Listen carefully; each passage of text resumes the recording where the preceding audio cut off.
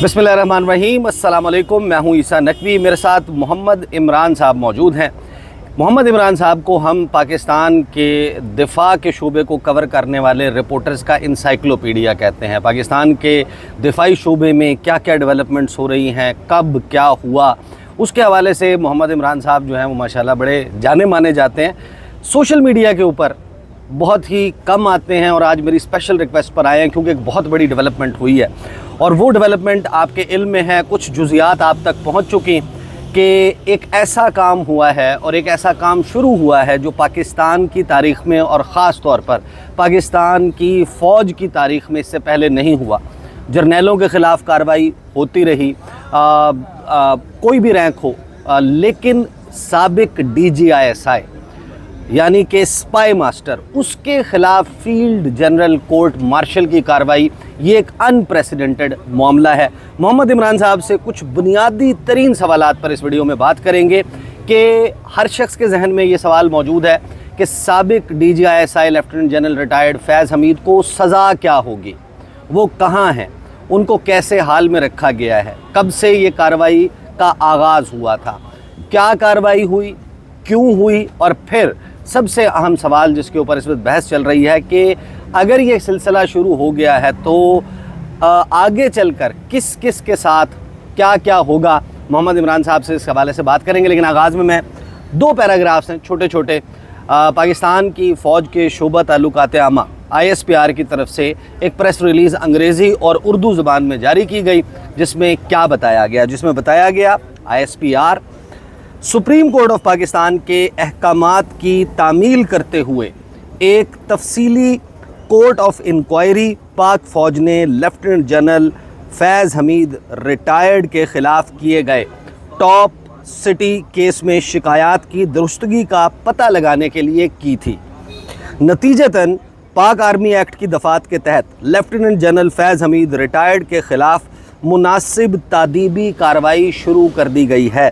और सबसे इम्पॉर्टेंट मामला जो इसके बाद आता है अगले पैराग्राफ में कि इसके अलावा रिटायरमेंट के बाद पाकिस्तान आर्मी एक्ट की ख़िलाफ़ वर्जी के मुतअद्दिद वाक़यात भी सामने आए हैं।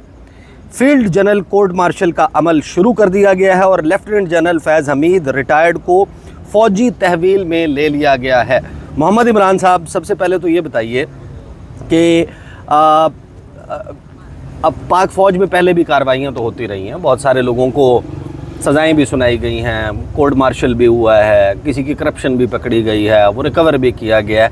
वो कौन कौन से चीदा वाक़यात हैं और फैज़ हमीद साहब की स्पेसिफ़िक मामले में ये ज़रा कहानी समझाएं। ईसा, अगर हम सबसे पहले तो आपका शुक्रिया, आपने मुझे अपने प्रोग्राम में इनवाइट किया। जो अगर थोड़ा सा हम हिस्ट्री में जाएँ तो जब से मैंने जर्नलिज़म शुरू किया तो मेरी जर्नलिज़म की शुरुआत में ही आप समझें जो सबसे पहले जिस लेफ्टिनेंट जनरल के रैंक के अफसर को डिसिप्लिन की वायलेशन के ऊपर लेटर ऑफ थैंक्स दिया गया वो थे lieutenant general Tarak Parvez. Core commander Quetta थे। वो राजा नादर परवेज़ जो उस वक़्त के PMLN के एक लीडर थे फैसलाबाद से, उनके कज़न या भाई कुछ इस तरह, रावलपिंडी कमर्शियल मार्केट में उनके प्लाजे शलाजे नादिर सिनेमा भी है और कम्युनिकेशन के मिनिस्टर भी रहे हैं। उनके ऊपर इशू ये था कि वो चीफ ऑफ आर्मी स्टाफ उस वक़्त के जो जनरल परवेज़ मुशर्रफ थे, उनको बताए बगैर मरी में चौधरी निसार अली ख़ान और शहबाज शरीफ से खुफिया मुलाकातें करते रहे। अच्छा, जिसके ऊपर उन्हें कॉशन किया गया, लेकिन उसके बावजूद एक आध मुलाकात बाद में की, जिसके बाद उन्हें लेटर ऑफ थैंक्स दिया गया और फिर वहाँ पे कोर कमांडर बनाकर भेजा गया। एक उस वक़्त के ऑफिसर को वो चार्ज नहीं दिया गया, फिर दूसरे ऑफिसर वहाँ पे गए और फिर general Mushtaq, if I am not wrong, मेरी मेमोरी अगर मेरा साथ दे रही है, तो जनरल मुश्ताक फिर उस वक़्त कोर कमांडर कोयटा तैनात हुए। इससे आगे आ जाएँ आप, एक बड़ा मशहूर स्कैंडल था जो कि NLC का स्कैंडल था कि उसके जो फंड्स थे उनको स्टॉक मार्केट के अंदर इन्वेस्ट किया गया। सही, वो लॉसेस हुए। उस लॉसेस के ऊपर ये हुआ कि जनरल राहील शरीफ ने उन जनरल ऑफिसर्स को दोबारा रीइंस्टेट करके इंक्वायरी की और फिर उनका सारी इंक्वायरी के नतीजे में ان سے ریکوری کروا کے ان کو فارغ کیا گیا. صحیح. اگر اس سے بھی تھوڑا سا اگر جنرل طارق پرویز سے پہلے بھی جائیں تو میوٹنی کے کیس میں میجر جنرل ظہیر الاسلام عباسی اور بریگیڈیئر مستنصر باللہ کا بھی کورٹ مارشل ہو چکا ہوا ہے. اس کے بعد ہم اگر دیکھتے ہیں تو پھر major lieutenant general Javed Iqbal تھے جو ڈی جی ایم او رہے, کور کمانڈر بھی رہے, اور ان کو ایسپائنیج کے چکر میں ان کا وہ بریگیڈیئر راجہ رضوان والا کیس وہ ان کے ساتھ ہی ہوئے تھے, غالباً G10 سے اٹھایا تھا. جی تو وہ ایسپائنیج کے کیس میں ان کو گرفتار کیا گیا اور اس طرح ہوا. اب آ جاتے ہیں جنرل فیض حمید کے معاملے کے اوپر. جنرل فیض حمید کے حوالے سے جو انکوائری کی گئی ہے, ایک تو یہ بلا شبہ ایک سگنیفیکنٹ بات ہے کہ ایک ISI کے ڈی جی ISI کے خلاف انکوائری انیشیٹ کرنا, یہ کوئی معمولی بات نہیں ہے. یہ بہت بڑی بات ہے پاکستان آرمی کے رینکس اینڈ فائل کے حوالے سے بھی اگر ہم دیکھیں اس کو. یعنی ایک بندہ جو کہ کنٹینڈرز میں سے تھا, ٹاپ ان لوگوں میں سے تھا جس کو آرمی چیف ممکنہ طور پر لگانے کے لیے نام پٹ اپ ہوا تھا, کیونکہ وہ سینیارٹی لسٹ میں اس جگہ پہ فال کرتے تھے, اور جن کے بارے میں یہ مشہور ہے کہ عمران خان ان کو آرمی چیف بنانا چاہتے تھے. اب ان کے بارے میں جب یہ انکوائری شروع ہوئی تو اب وہ جو ایک ہاؤسنگ سوسائٹی ہے اس کے بارے میں جو ان کے سارے بطور DGC یا DGI جو اختیارات استعمال کیے انہوں نے, ایک تو اس کے اوپر وہ ایلیگیشن تھا ان کا کہ وہ انہوں نے غلط استعمال کیا, عہدے کا غلط استعمال کیا. جس طرح جنرل عرفان ملک ہیں ان کو پروموٹ نہیں کیا گیا. کراچی کے اندر مریم نواز کے جو دروازہ ہوٹل کا توڑا, جن کے بارے میں کوئی سمیش والا جملہ بھی مشہور تھا. جی. اچھا, اب اس کے آگے چلیں تو جو دوسرا پریس ریلیز کا جو دوسرا پورشن ہے وہ اصل میں انٹرسٹنگ ہے, وہ یہ ہے کہ 2 سال تک کوئی بھی سرکاری آدمی جو افسر ہے اور خصوصی طور پہ ملٹری آفیسر جو ہے وہ کسی قسم کی پولیٹیکل سرگرمیوں کے اندر حصہ نہیں لے سکتا. جنرل فیض کے حوالے سے یہ بات انکوائری کے اندر اسٹیبلش ہوئی ہے کہ یہ پولیٹیکل ایکٹیویٹیز میں حصہ لیتے رہے ہیں. تو رپورٹس آتی رہیں کہ جنرل فیض جو ہے وہ وہاں پہ جلسے یا گیدرنگز وغیرہ یہ وہ اس طرح کی کرواتے رہے یا سپورٹ کرتے رہے یا فنڈ کرتے رہے. نجف حمید جو ہیں ان کے بھائی, جی ان کے بھائی, ان کے تھرو. اچھا, یہ ایک ایسی چیز ہے جس کو اس کے اندر وہ جو ہے وہ شامل کیا گیا کہ یہ دیگر ایکٹیویٹیز ہیں. یعنی آپ یہ سمجھتے ہیں کہ اس کا تعلق اس بات سے نہیں ہے, ہم نے رانا ثناء اللہ کو, ہم نے خواجہ آصف کو اور مسلم لیگ نون کے ملٹیپل ایسے لوگ جو ایسے عہدوں پر بیٹھے ہوتے ہیں جہاں سے توقع کی جاتی ہے کہ آپ ذمہ دارانہ بات کریں گے, انہوں نے ایک بات بڑی شد و مد سے 9 مئی کے بعد کہی کہ کچھ حاضر سروس اور ریٹائرڈ لوگ بھی اس میں شامل ہیں, اس کانسپریسی میں. تو کیا ممکنہ طور پر فیض حمید صاحب کا کیا بز کیا ہے, کوئی 9 مئی والا معاملہ بھی ہے یا صرف یہ سیاسی؟ دیکھیں 9 مئی والا معاملہ نہیں ہے. اب ہوتا یہ ہے کہ ایک آپ بندہ قابو آ گیا نا, اب اس کے اوپر آپ پھر جو مرضی ڈال دیں. آپ یہ بھی کر لیں کہ اس نے یہ بھی کیا ہے, اس چیز کا بھی یہ ذمہ دار ہے, اس چیز کا بھی وہ ذمہ دار ہے. اب وہ جو چیزیں انکوائری میں اسٹیبلش ہوئی ہیں میں تو ان کے بارے میں بات کر رہا ہوں. جب انکوائری کے اندر اسٹیبلش ہو گئی, چیف کو رپورٹ پٹ اپ ہو گئی, چیف نے اوکے کر دیا, تو اس کے بعد چیف نے اس کا فیلڈ جنرل کورٹ مارشل کا آرڈر کر دیا. فیصلہ جو ہے فرام دا ویری ٹاپ ہوا ہے.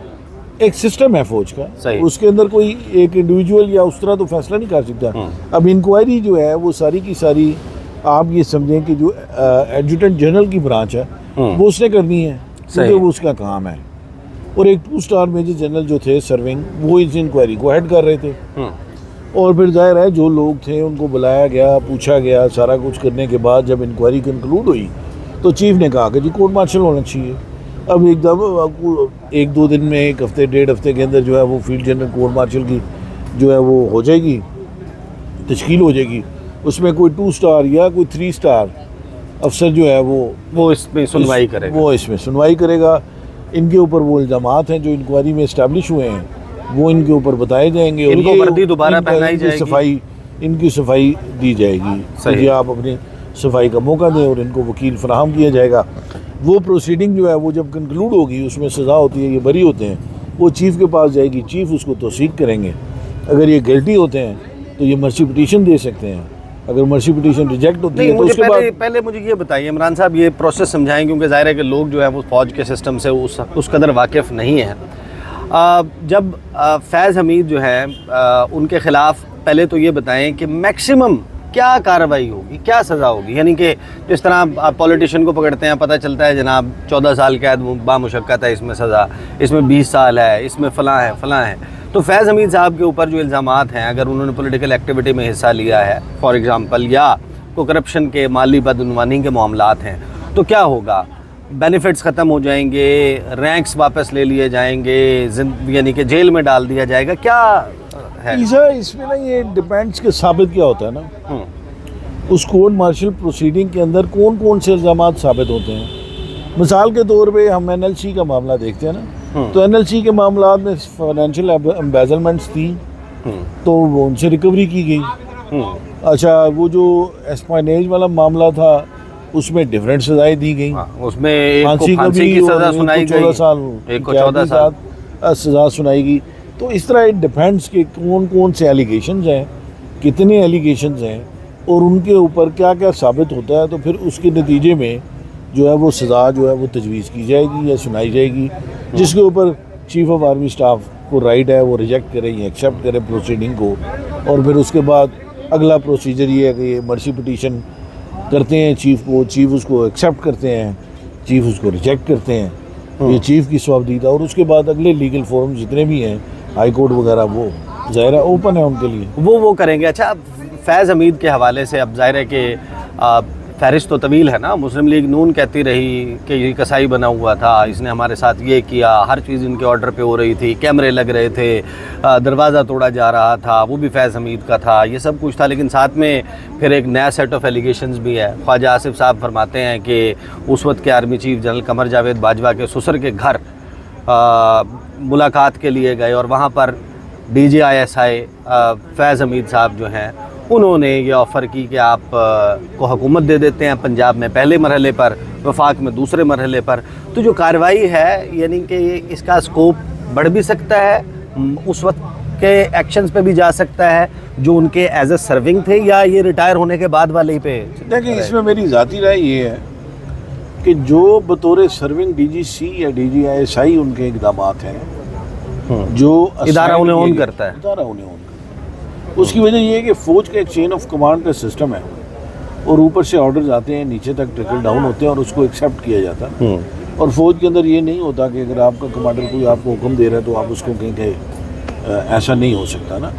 تو لہذا میرے خیال میں, میری ذاتی رائے میں, یہ جو بطور DGC اور بطور DGI اگر ان کے اوپر وہ اس حوالے سے کوئی PMLN کی لیڈرشپ الزامات لگا رہی ہے, تو میرا نہیں خیال کہ اس کے اوپر کوئی وہ لیا جائے گا ایکشن, کیونکہ بہت سارے اقدامات تو اب بھی ہو رہے ہیں نا. ہاں, تو بہت ساری چیزیں ہیں جو سامنے آ رہی ہیں, چل رہی ہیں, اسپیسیفکلی اس حوالے سے نہیں کہ اگر ہم کمپیریزن کریں, لیکن یہ ہے کہ ایک چین آف کمانڈ ہے, اور وہ اس کی خوبصورتی بھی ہے ادارے کی. تیسری امپورٹنٹ بات یہ ہے کہ آپ یہ دیکھیں کہ ایک کرٹیسزم بہت آتا ہے کہ فوج کے اندر احتساب نہیں ہے. میں نے آپ کو اتنی مثالیں بتائیں, کیا آپ مجھے کسی پولیٹیشین کا نام بتا سکتے ہیں جو کرپشن کے کیس میں, بدعنوانی کے کیس میں باقاعدہ سزا کاٹی ہو کسی نے؟ سزائیں تو کاٹی ہیں, اندر تو رہے ہیں, لیکن پولیٹیکلی یوز ہوتے رہے ہیں, باہر بھی کسی اور, اندر بھی کسی اور بنیاد پہ جاتے رہے ہیں, باہر بھی کسی اور بنیاد پر آتے رہے ہیں. اب ایک سوال ہے جو شاید ہر شخص کے ذہن میں ہے, میرے خود ذہن میں یہ سوال ہے کہ کیا معاملہ فیض حمید تک محدود رہے گا, یا آپ فورسی کر رہے ہیں کہ اور بھی لوگوں تک اس کا پھیلے گا؟ دیکھیں, جو ریٹائرڈ یا فیض حمید جو باتیں کرتے ہیں, جو گفتگو کرتے ہیں, اس کی بنیاد پہ کسی اور کے خلاف انکوائری؟ دیکھیں, اگر ان کے ساتھ جو لوگ اٹیچ رہے اس کے بعد بھی, اور وہ ان فیصلوں میں ملوث رہے یا بات کی, تو وہ تو پھر ظاہر ہے وہ ان کے خلاف بھی انکوائریز ہوں, وہ بھی شامل ہوں گے اس سارے معاملے کے اندر نا. جیسے نجف جو ہے, نجف حمید کے خلاف اس میں جو آپ کا پنجاب کی وہ ہے اینٹی کرپشن, اس کے اندر بھی ایک انکوائری وغیرہ کھلی, گرفتاری بھی ہوئی, پھر رہائی بھی ہو گئی.